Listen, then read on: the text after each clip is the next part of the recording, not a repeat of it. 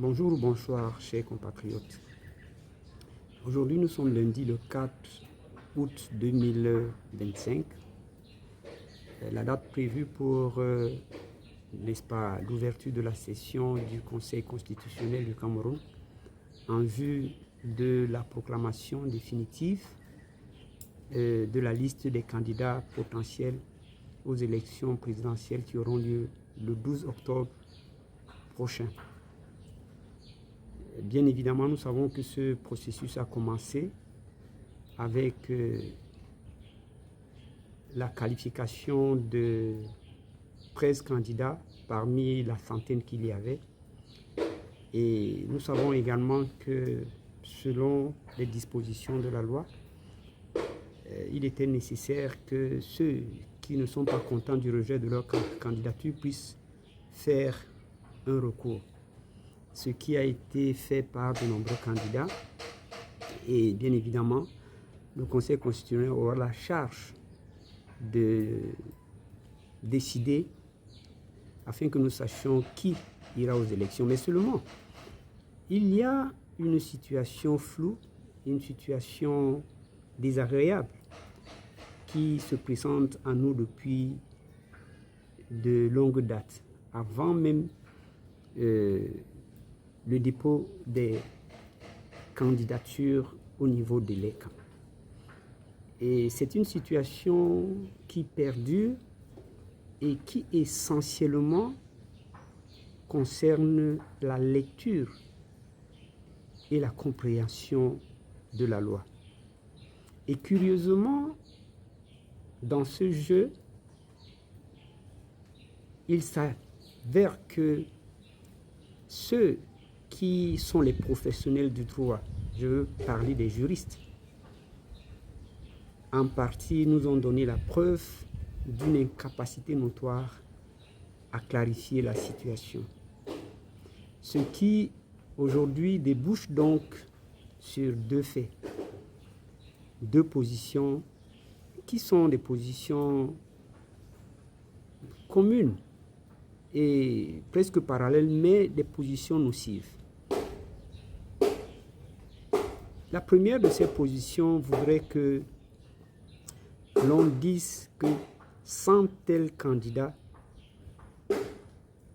il n'y aura pas de vraies élections. La deuxième position dit il faut quand même laisser ce même candidat compétir.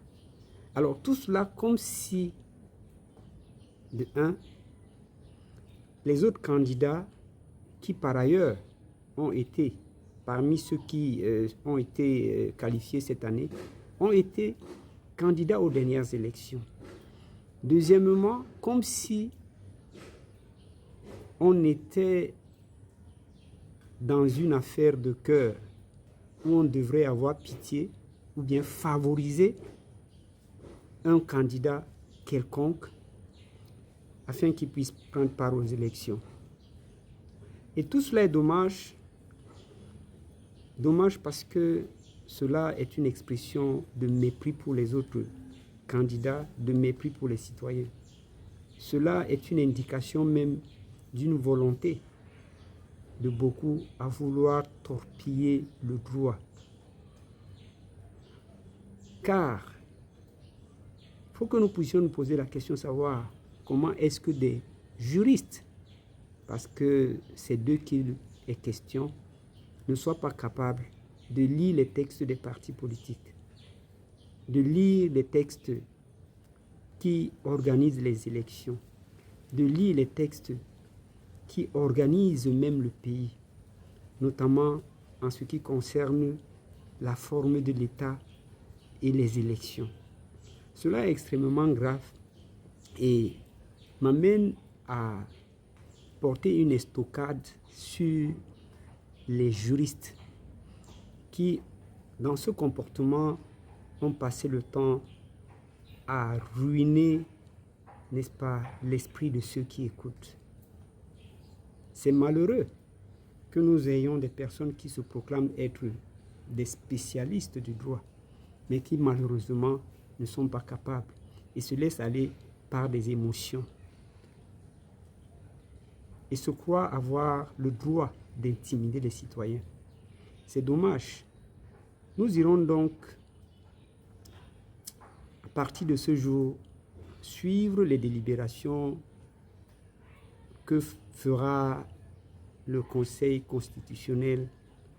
Et bien évidemment, il est question de dire aux uns aux autres de s'apprêter à recevoir les résultats qui seront donnés, la proclamation, le verdict.